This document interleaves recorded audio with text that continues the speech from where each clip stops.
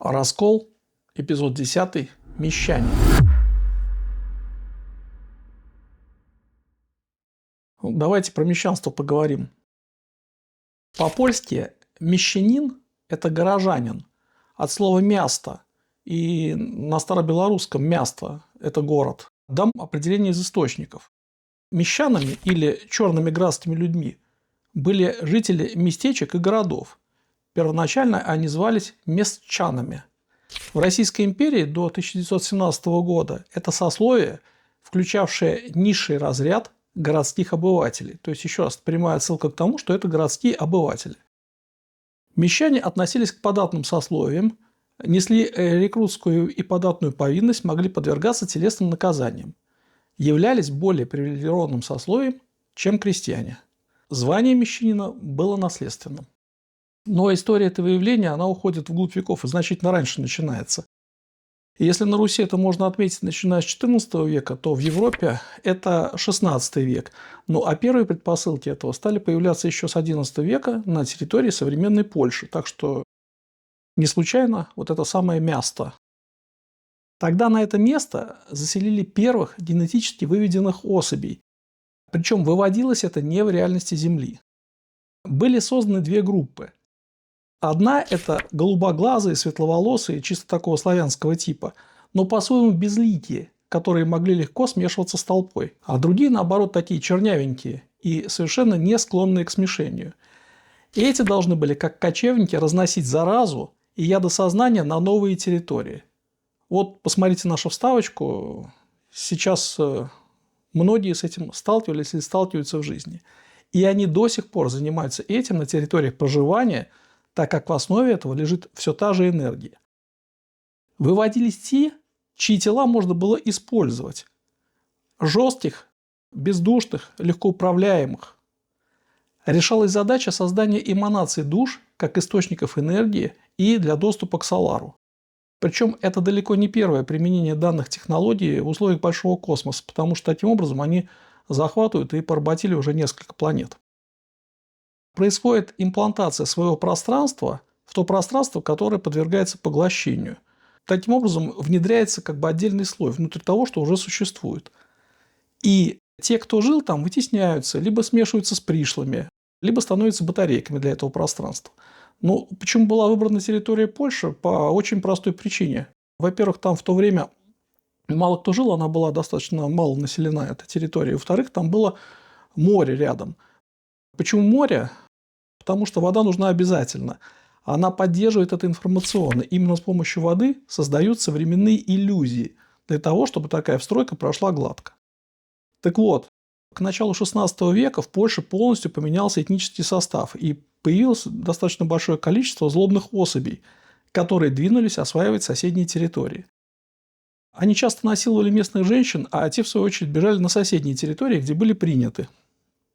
В результате получились новые поляки. Причем поляки, посмотрите на само слово, что такое поляки. Поле. Это другое поле с другой информацией. И здесь историография хронологически верно указывает на возникновение янычар, хотя историки связывают их в основном с экспансией Османской империи. А я вам предлагаю вспомнить наш известный фильм, нашу сказку про Илью Муромца.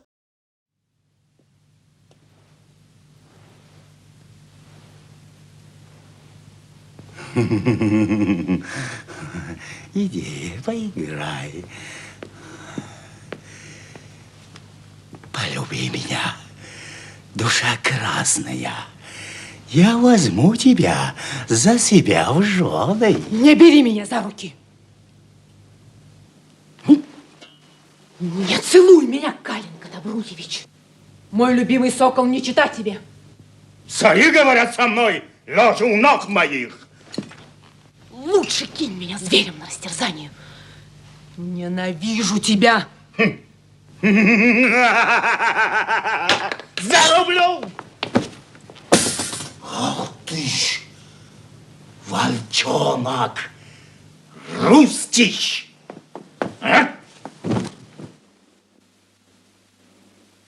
Выращу я из тебя поединщика против Киева.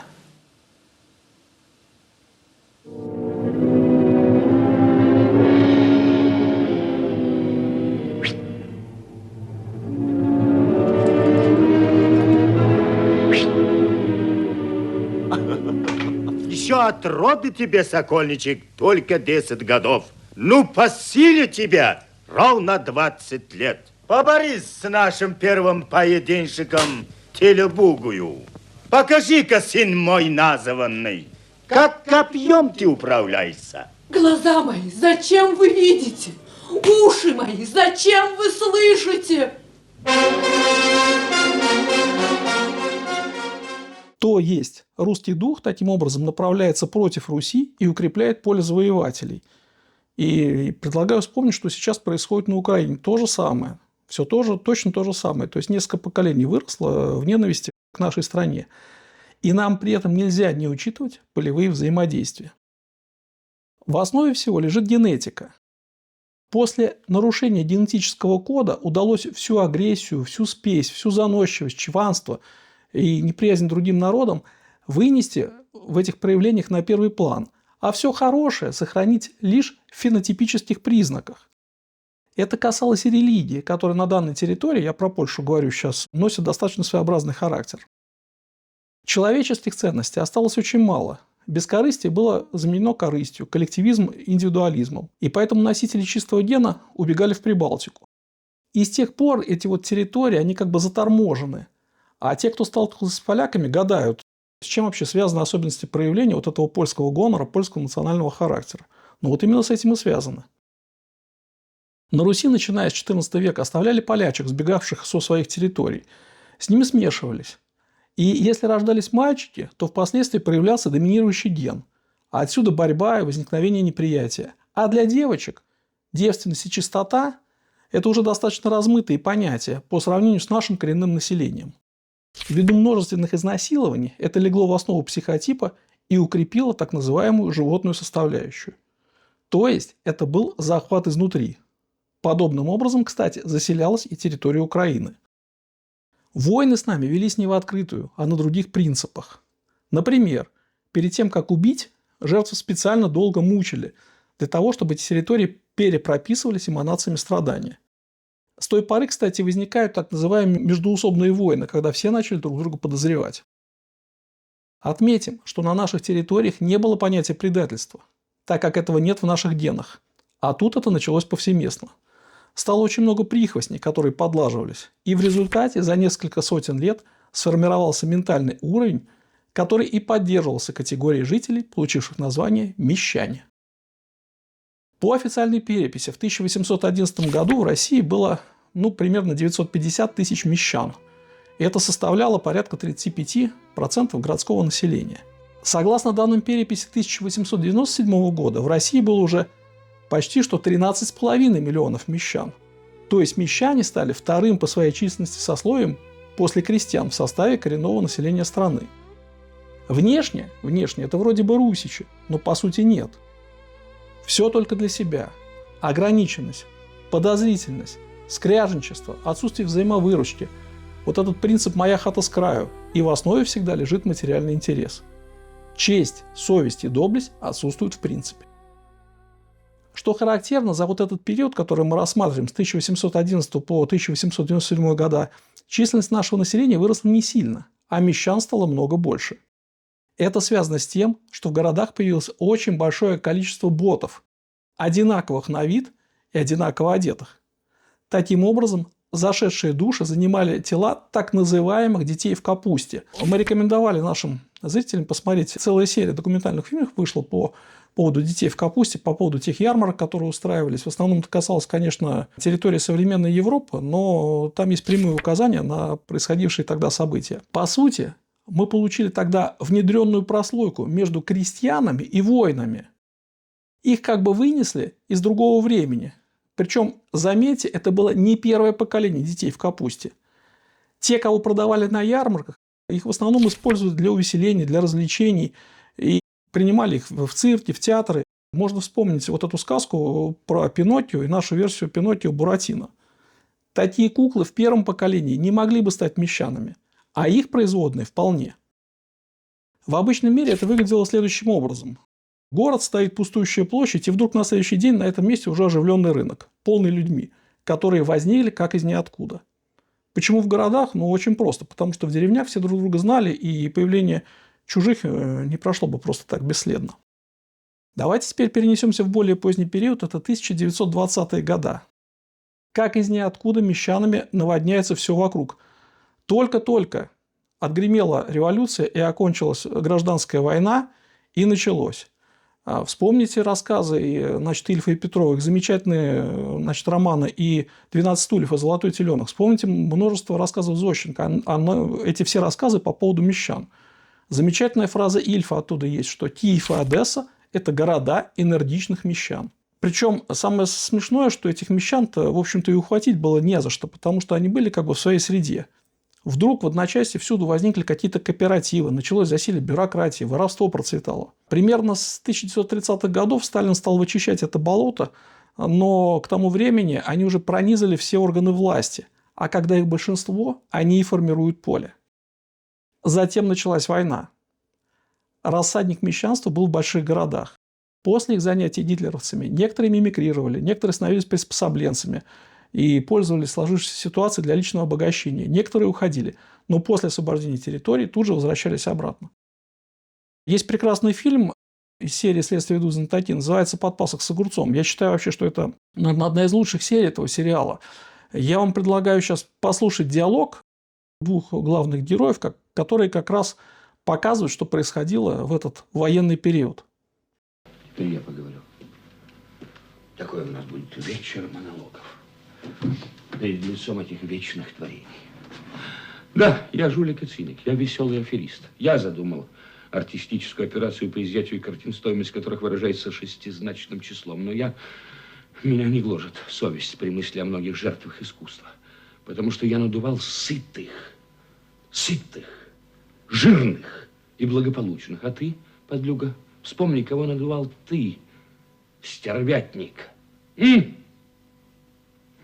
Полковник Островой завещал тебе 4 полотна. 4! А где ты взял остальные? За полстакана крупы? За 6 кусков сахара или просто так? У кого не хватило сил сопротивляться, он был, видите ли, самоотверженным хирургом. Ты был завхозом госпиталя. Ты ж... Подлюга, ты помнишь Романовского? О чем? Профессора Романовского, ты помнишь?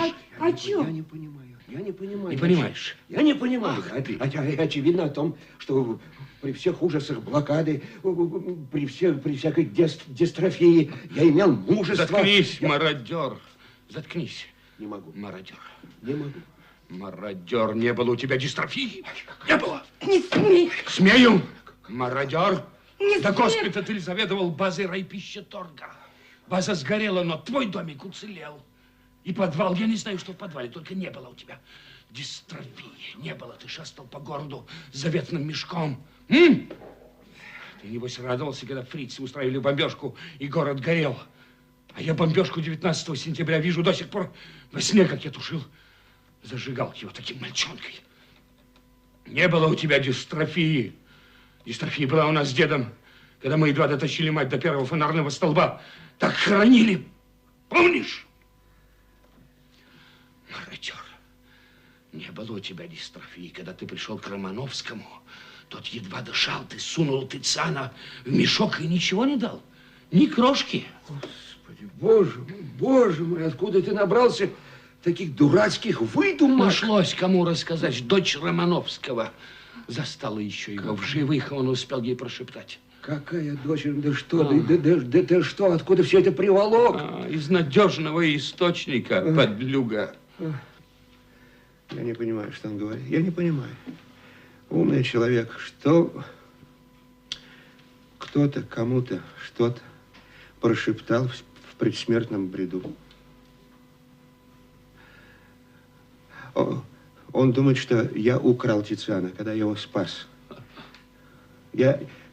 Дом Романовского через 2 дня был разрушен снарядами. Я видел развалины.